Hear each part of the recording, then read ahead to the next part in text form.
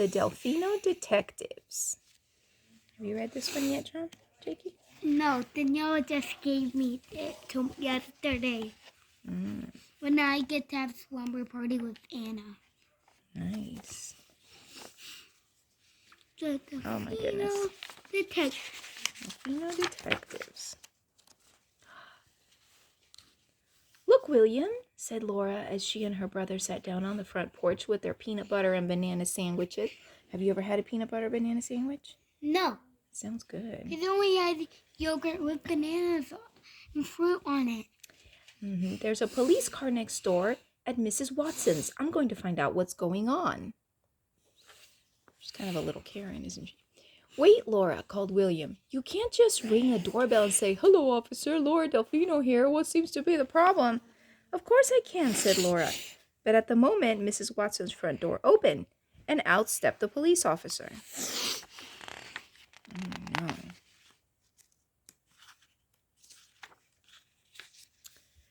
Laura, William, and their cat Sadie had hardly entered Mrs. Watson's yard when they were ambushed by Mrs. Watson's yipping-yapping miniature pincer named Prince.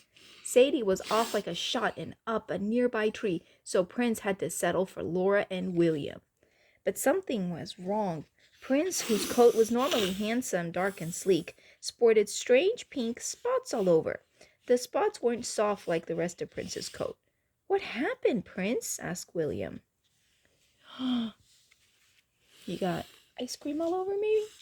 When the officer pulled away, Mrs. Watson stepped out into her yard. Prince, she called. You come back here. I'm sorry. He just got away from me. But what happened? Asked Laura. He's been vandalized. When I let him out this morning, somebody painted my poor Pookie pink. Oh my. And that policeman was no help at all. He just asked me a few questions and went on his way. That's pretty typical. Probably Phoenix PD. Suddenly, Prince ran growling to the base of Mrs. Watson's hickory tree and stood yipping and jumping in the air. Bark, bark, bark, bark, bark, bark. Look at that squirrel. It's like, what's your problem, man? She's not happy. Yeah, she don't like the dog. No. Don't worry, Mrs. Watson, said Laura. William and I will help you. Oh, do you think you could? Asked Mrs. Watson. It certainly would ease my mind. Delphino Detectives at your service, said Laura. We won't rest until we've solved your case. Oh, thank you. I'm most grateful. Come, Prince, she demanded. He didn't, of course, so William collected the wiggly dog and carried him to her. Come, Pookie, she said. Let's see if we can get you cleaned up. Maybe some mineral spirits. She took Prince inside. The squirrel ran hurriedly down from the tree.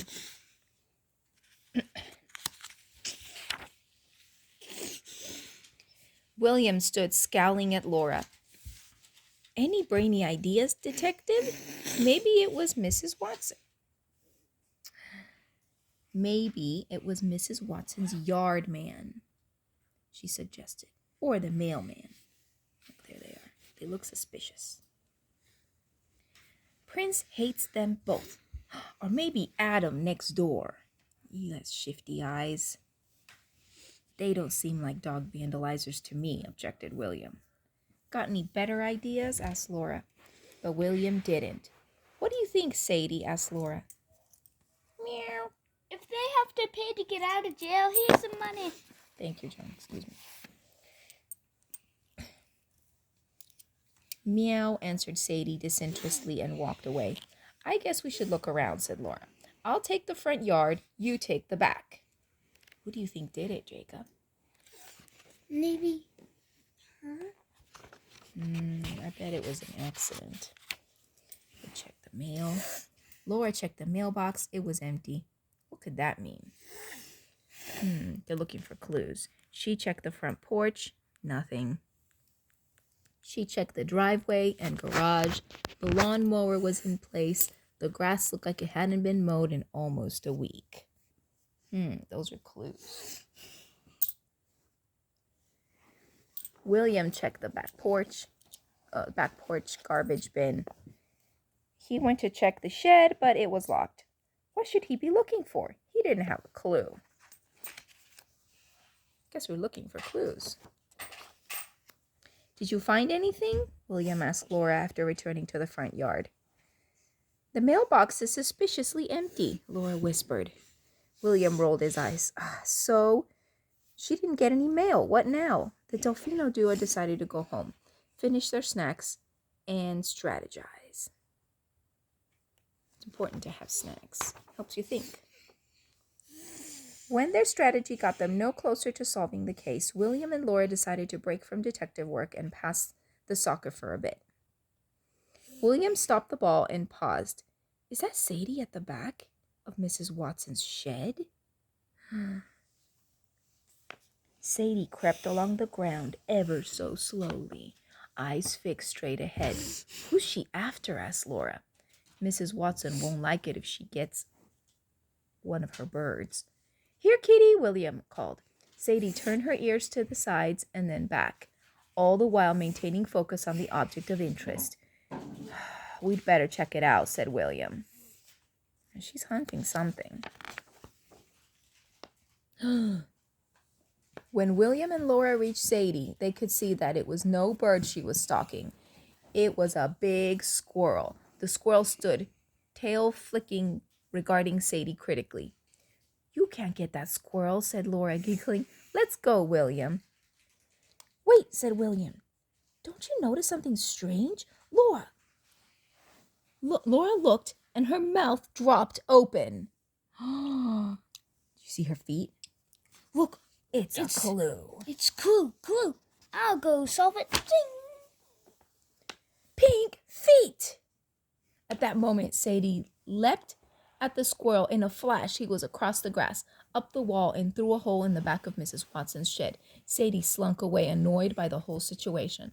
As they investigated more closely, the duo noticed the tiny pink footprints all around on the ground and down the shed wall. I think we found our man, said William. Dun, dun, Let's talk to dun. Let's talk to Mrs. Watson. I'm Sonic. Not William. I think is that.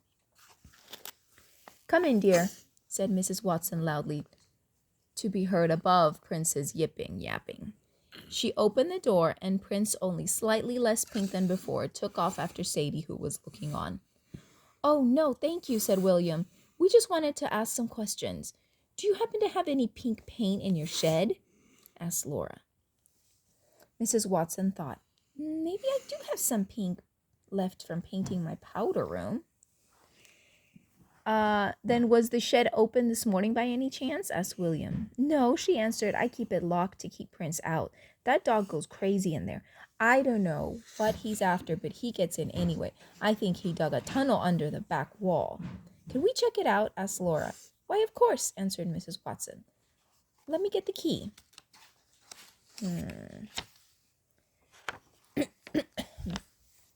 Prince came running as Mrs. Watson pulled the shed door open and squeezed through before they could even begin to see inside. The open door told a story. There lay an open paint can on the ground, surrounded by splashes of pink. Prince was yipping and jumping on the shelves from which the can had fallen. Mrs. Watson and the Delphino duo quickly identified the object of his contempt. On the very top shelf stood the guilty squirrel. He paused for only a moment, looking at his unwelcome spectators and flicking his tail nervously before leaping up and out through a hole in the wall. Here's how it happened, said William. Prince got into the shed after that squirrel. The squirrel, in his hurry to escape, knocked over your pink paint can. The lid came off, and Prince got a pretty splash of pink. I think I understand, said Mrs. Watson. But how did you know? We saw the culprit outside, answered Laura. Sadie found him. Pink feet. Mrs. Watson laughed out loud. Prince stood sulking, rather irritated that his squirrel had gotten away. Sadie, back down from her tree, appeared at the shed door. Seeing the cat, Prince took off with one sharp yip in robo mode. But before he could reach, Sadie leapt gracefully onto the workbench just out of his reach. Meow, she said with an air of superiority as Prince yapped and jumped helplessly below her. Look, a squirrel's getting away with pink feet. You two are quite the detectives, said Mrs. Watson, turning to William and Laura. Call us any time, said Laura. Delphino Detectives at your service. The end.